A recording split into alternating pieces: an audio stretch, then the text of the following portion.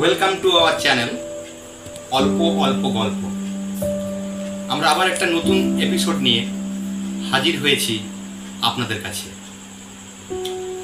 বর্তমান দিনে আমাদের কাছে একটা ভীষণ সমস্যার কারণ বজ্রপাত।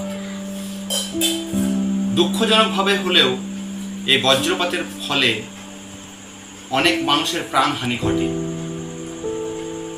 সাধারণভাবে 13,000 বার বজ্রপাত হলে তার মধ্যে যে কোনো একটি জীবিত বস্তু শরীরে আছড়ে পড়তে পারে।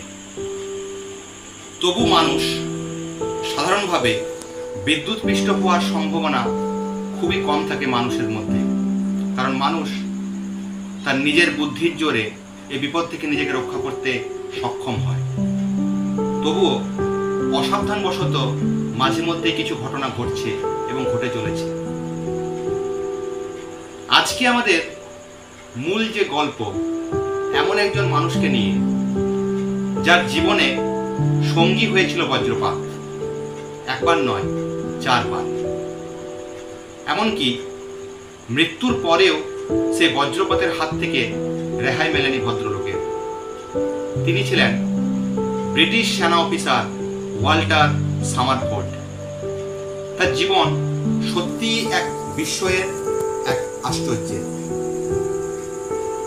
অবিশ্বাস্য হলেও এটা সত্যি, তিনি প্রায় 4 বার বিদ্যুৎপৃষ্ট হয়েছেন এবং তৈরি করে গিয়েছেন এক অবিশ্বাস্য উদাহরণ। ওয়াল্টার সামারফোর্ড প্রথমবার বিদ্যুৎপৃষ্ট হন 1918 সালে। বেলজিয়ামের শহরের ঘোড়া ছুটিয়ে চলছিলেন ওয়াল্টার। হঠাৎ করে তার শরীরে বিদ্যুৎ খেলে যায়। তিনি তৎক্ষণাৎ সেখানে মাটিতে লুটিয়ে পড়েন। ঘোড়াটি সেখানে প্রাণ হারায়, কিন্তু ওয়াল্টার প্রাণে বেঁচে যান। তার কোমরের নিচের অংশ পক্ষাঘাতে অকেজো হয়ে যায়।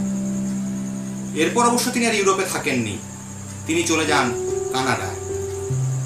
কিন্তু 1924 সালে মাছ ধরতে গিয়ে ওয়াল্টার আবারও দুর্ঘটনার কবলে পড়েন। তিনি যে গাছের নিচে বসেছিলেন সেটি বজ্রপাতে ঝলসে যায়। ফলে এবারও প্রাণে বেঁচে যান ওয়াল্টার স্যামুয়েল, কিন্তু তার শরীরের ডান দিকটা একেবারে অকেজো হয়ে যায়। 1930 সাল, একটি পার্কে ঘুরতে ঘুরতে আবারও বিদ্যুৎপৃষ্ট হলেন ওয়াল্টার। এবার কিন্তু একেবারে শয্যাশায়ী হয়ে পড়লেন তিনি। এর 2 বছরের মাথায় 1932 সালে তার মৃত্যু হয়। কিন্তু এখানেই শেষ নয়। মৃত্যুর 4 বছর পর ভ্যাঙ্কুভার শহরের কবরস্থানে সেই বজ্রপাতে আবার পুড়ে ছাই হয়ে যায় ওয়াল্টার সামারফোর্ডের সমাধি। এমনই জীবন ছিল তার। সত্যি অবিশ্বাস্য। আপনাদের কি মনে হয়? আজ এই পর্যন্তই। আবার আমি বলছি, যদি আমার চ্যানেল ভালো লাগে দয়া করে একটু লাইক করবেন, ফলো করবেন, শেয়ার করবেন এবং অবশ্যই সাবস্ক্রাইব করবেন। আপনাদের সাহায্যেই চ্যানেল এগিয়ে চলবে। নমস্কার।